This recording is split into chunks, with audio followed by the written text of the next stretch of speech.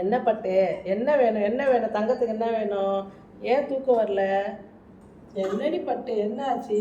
தங்கப்பள்ளிக்கு என்ன ஆச்சு? தங்கப்பள்ளிக்கு என்ன ஆச்சு? தவறம் இது, தங்கம் இது.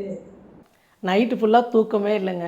2:30 மணிக்கு கூட நான் ஒரு வீடியோ எடுத்துகிறப்ப சும்மான்னு பார்த்தா 2:30 மணி தூங்கவே இல்லை. இப்போ தான் ஃப்ரீயாகவே தூங்குச்சு. நான் வந்து இப்போ தான் குழந்தைய தூங்க வச்சுட்டு சரி இதுக்கு மேலே சமையல் ரெடி பண்ணலாம் ஏதாவது அப்படின்னு சொல்லிட்டு ஃப்ரீயாக எழுந்துக்கிறதுக்குள்ளே குழந்தை எழுந்துக்கிறதுக்குள்ள நம்ம எதாவது சமையல் ரெடி பண்ணிடலாம் அப்படின்றதுனால டைம் இப்போ 8:45 ஆயிடுச்சு. டீயே இப்போ தான் பையன்தான் வந்து வச்சு கொடுத்தானே.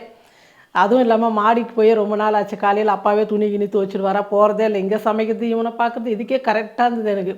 சரி இன்றைக்கி போயிட்டு மாடி தோட்டத்தை போய் என்னென்ன மஞ்சள் நட்டே நான் ஒரு 20 நாள் ஆச்சுங்க. நான் அந்த பக்கமே போகவே இல்லை. அது முளைச்சிதா இல்லையான்னு கூட பார்க்கவே இல்லை. இப்போ மாடி தோட்ட செடிங்கள்லாம் பார்த்துட்டு ஏதாவது தண்ணி கிண்ணி ஊற்றணுமா பார்த்துட்டு வந்து ஒரு சமையல் ஒன்று பார்க்கலாம். நைட்டெல்லாம் கண்ணு முழிச்சிக்கின்னு என் பேரனோட கொஞ்சம் பேசிக்கின்னு கொஞ்சிக்கின்னு கையில் வச்சுக்கினே தூங்க வச்சுக்கின்னு இந்த கண்ணெல்லாம் எரியுது. பார்த்தாவே தெரியும் உங்களுக்கு தூக்கமே இல்லை. நம்ம மாடியில் போய் கொஞ்சம் அந்த செடிங்கெல்லாம் எப்படி இருக்காது போய் பார்த்துட்டு வந்துடுவோம் ஃபஸ்ட்டு. நான் வந்து மேலே இப்போ கீழே மேலே வராத ஆள் நான் தானேங்க இவ்வளோ நாளாக. மஞ்சள் நட்டுட்டு போனேன். அது மேலே வந்து மண்ணு கூட போடக்கான அப்போ புல் மட்டும் பிடிங்கி வச்சுக்கிறாரு. பாருங்கள் எவ்வளோ செடி வந்தது. போன வருஷம் பொங்கலுக்கு நட்டு காமிச்சேன் நான் உங்களுக்கு. அந்த மஞ்சள்லேருந்து கொஞ்சம் அப்படியே நடாமையே இருந்தது. அது முளை விட்டு வந்ததுனால வேஸ்ட் பண்ண வேணாம்னு சொல்லிட்டு அப்படியே நட்டு விட்டு போயிட்டா அது செடியே வந்துடுச்சிங்க. 10 நாளில் செடியே வந்துடுச்சு. இந்த முல்லைப்பூ செடியெல்லாம் நிறைய பூத்துச்சுங்க. பூத்துட்டு எல்லாம் நின்றுடுச்சு. அதுக்கப்புறம் எல்லாம் கட் பண்ணி விட்டுட்டேன் நான். கட் பண்ணதுக்கப்புறம் இனிமேல் துளிர் விட்டு வரும். ஜாதி மல்லி வந்து பூ வரல, ஆனால் கட் பண்ணி விட்டு துளிர் விட்டதுக்கப்புறம் இங்கே பாருங்களேன் இந்த மாதிரி இப்போ தான் வருது விட்டுலாம். இந்த பாருங்கள் நம்ம ஜாதி மல்லி பொறுத்தவரை கட் பண்ணி விட்டுக்கினே இருந்தால் அந்த துளிர் வர இடத்துலலாம் மொட்டு வச்சு பூ வந்துனே இருக்குது. அதனால் வந்து பூத்து உடனே எல்லாத்தையும் கட் பண்ணி விட்டுட்டேன். நம்ம வெள்ளை சாமந்தி அப்படியே கஷ்டப்பட்டு ஒரு தொட்டி 2-3 தொட்டியில் வந்து நான் இதை பாதுகாத்து வச்சுருக்கிறேன். இதுலேருந்து வர வேரில் வரதெல்லாம் நிறைய வச்சுக்கணும். நீங்களே பார்த்துருப்பீங்க நம்ம சேனலில். இந்த வெள்ளை சாமந்தி தான் இவ்வளோ பெரிய பூ பூக்கும். ஒரு ஃபோட்டோவுக்கு வந்து ஒரு பூ வச்சா போதும், அவ்வளோ அழகாக இருக்கும். அதனால் அப்படியே பாதுகாத்து 3 தொட்டியில் எப்படியோ வந்து இப்போ வச்சுட்டேன். அப்புறம் மஞ்சள் சாமந்தி அதே மாதிரி தான். ஆனால் எல்லாத்துலேயுமே வந்து குப்பை மேனி நம்ம போடவே இல்லை. கீழேயும் தோட்டத்தில் அப்படி தான் நிறையா வந்துடுச்சு. இங்கே மேலேயும் வந்துடுச்சு. இதை வச்சு சோப்பு செய்யலான்னு சொல்லிட்டு விட்டு வச்சுக்கிறேன். அதுக்கும் நேரம் இல்லை. நம்ம பேரப்பிள்ளையால் டைமே இல்லாமல் நமக்கு ஓடினே இருக்கிறதுனால இதை வந்து விட்டு வச்சுக்கிறேன். இன்றைக்கோ நாளைக்கோ இதில் வந்து சோப்பு பண்ணிவிடுவேன்.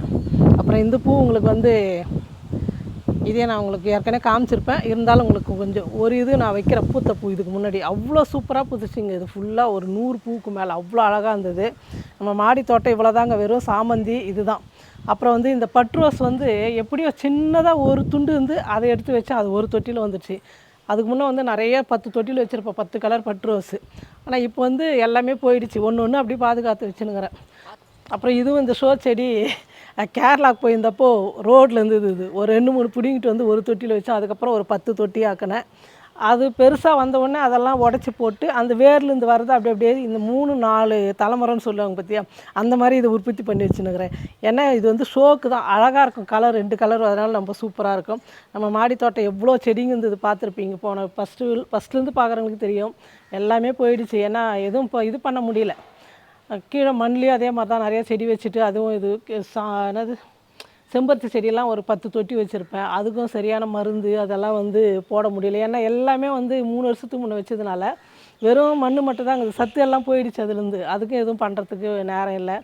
நம்மளால் இப்படியே ஓடினுக்குது. அதுவும் இப்போ தான் இந்த ஒரு மாதமாக தான் நமக்கு கொஞ்சம் டைட்டு வேறு. அதுக்கு முன்னால கொஞ்சம் நான் காலையில் வந்து மேலே மாடி வந்து செடிங்களுக்கெல்லாம் தண்ணி ஊற்றிட்டு அதுக்கு எதாவது போனோன்னா மருந்து போடணுமோ இல்லை எதாவது செய்யணுமோ அப்படியே பண்ணிகிட்டு இருந்தேன்.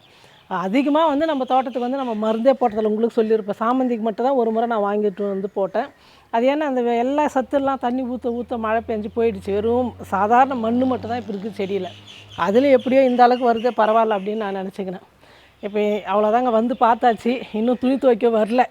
அதுவும் இல்லாமல் இந்த காற்று பேய் காற்றுன்னு சொல்லுவாங்க, அந்த மாதிரி சரியான காற்று 4-5 நாளாக கோயம்புத்தூரில். துணி கூட காய வைக்க முடிய மாட்டேங்குது. குழந்தை துணியெலாம் காய வைக்கவே முடியல.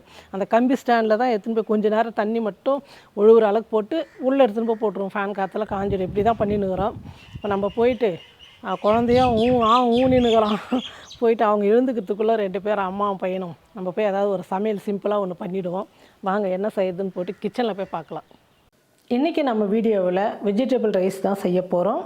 ஸ்டவ் பற்ற வச்சு குக்கர் வச்சுட்டேன். குக்கர் நல்லா சூடேறிடுச்சு. இப்போ 2 ஸ்பூன் நெய் சேர்த்துக்கிறேன். தேவையான அளவுக்கு எண்ணெய் சேர்த்துக்கிறேன். எண்ணெய் நல்லா காஞ்சிடுச்சு. பிரியாணி இலை 2, லவங்கம் ஒரு 4, சோம்பு 1/2 ஸ்பூன், அன்னாச்சிப்பூ 1, பட்டை சின்னதாக 2 துண்டு, இது எல்லாம் இப்போ சேர்த்துக்கலாம். சின்ன சின்னதாக பூண்டு வந்து ஒரு 20 பல் எடுத்துக்கிட்டேன். ஒரு 6 பச்சை மிளகாய், இது எல்லாம் எண்ணெயில் சேர்த்துக்கலாம்.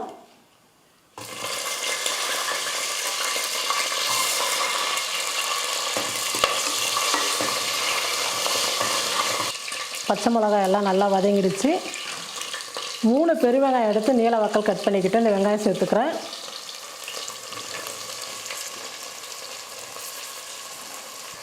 கருவேப்பிலை கொஞ்சம் சேர்த்துக்கிறேன். கொஞ்சமாக உப்பு சேர்த்து வெங்காயம் நல்லா வதக்கிக்கலாம்.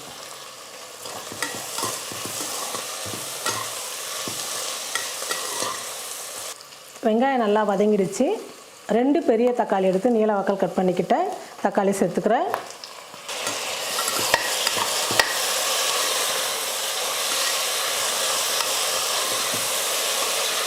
தக்காளி வெங்காயம் நல்லா வதங்கிடுச்சு. நான் எல்லா காயுமே 100 கிராம் எடுத்துக்கிட்டேன். பச்சை பட்டாணி, பீன்ஸு, கேரட்டு, உருளைக்கிழங்கு, எல்லா காயும் சேர்த்துக்கலாம்.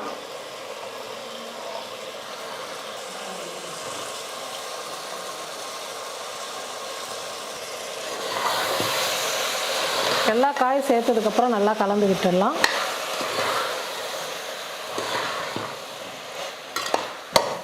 ஒரு 2 நிமிஷம் காயெல்லாம் நல்லா வதங்கட்டும். காயெல்லாம் நல்லா வதங்கிடுச்சு. இப்போ மசாலா சேர்த்துக்கலாம். நம்ம பச்சை மிளகாய் வந்து ஒரு 5-6 சேர்த்துருக்குறோம். அதனால் 1 டீஸ்பூன் வந்து மிளகாய்த்தூள் சேர்த்துக்கிறேன்.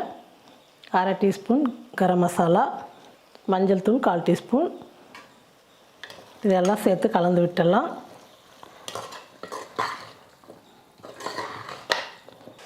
இந்த சாதத்துக்கு தேவையான அளவுக்கு உப்பு சேர்த்துக்கிறேன்.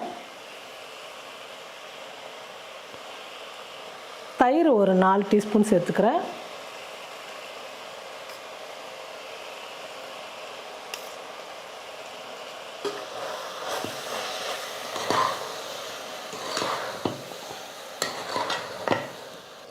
நான் வந்து இந்த ஆழாக்கில் 2 ஆழாக்கு அரிசி எடுத்துருக்கிறேன். 1 ஆழாக்கு பாஸ்மதி அரிசிக்கு 1.25 ஆழாக்கு வந்து தண்ணி சேர்த்துக்கிட்டால் போதும்.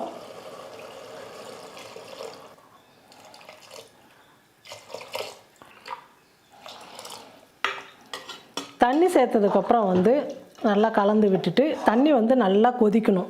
அதுக்கப்புறம் நம்ம அரிசி சேர்த்துக்கலாம். பாருங்கள், தண்ணி நல்லா கொதிச்சிடுச்சு. இப்போ நம்ம அரிசி சேர்த்துக்கலாம். நான் பாஸ்மதி அரிசி வந்து ஒரு 20 நிமிஷம் முன்னாடி ஊற வச்சு நல்லா 2-3 முறை கழுவி எடுத்துக்கிட்டேன். இப்போ அந்த அரிசி சேர்த்துக்கிறேன்.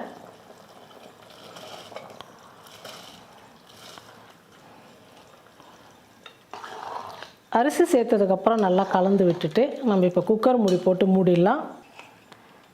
பாஸ்மதி அரிசின்றதுனால 2 விசில் வந்தால் போதும். சாதம் பாருங்கள், சூப்பராக நல்லா வந்திருக்கு.